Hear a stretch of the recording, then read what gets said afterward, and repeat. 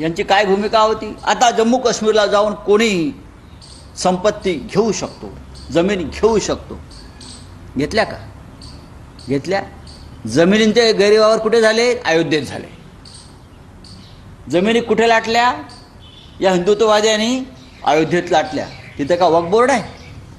हिंदूंच्याच जमिनी, सरकारच्या जमिनी, देवस्थानाच्या जमिनी अयोध्येत लाटल्या.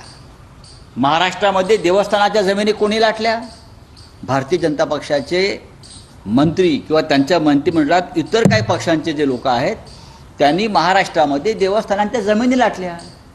इथे का वक्फ बोर्डाचा संबंध आहे? बिलाचा संबंध अजिबात नाही. देवेंद्रजी ह्याच्यावर बोलणार नाहीत. पण उठसूट हिंदुत्ववाद आम्हाला अक्कल शिकवू नका हिंदुत्वाची. आम्ही हिंदुत्वाचे मूळ शिलेदार आहोत.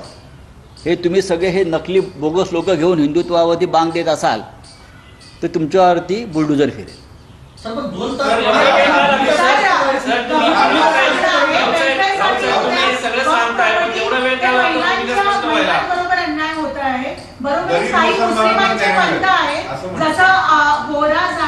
काही दुसरे पंथ आहेत मुस्लिमांचे, त्यांना अधिकार दिला जात नाही आणि अन्याय होते म्हणून गव्हर्नमेंट जे आहे वक्फ बोर्डला पुश करते. एक लक्षात घ्या, वक्फ बोर्डाच्या जमिनी मोठ्या प्रमाणात ज्यांनी घेतल्या ते उद्योगपतींची नावं जाहीर करावी सरकारनं.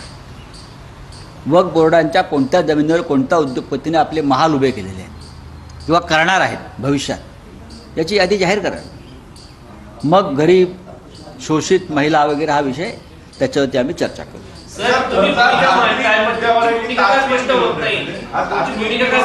आमची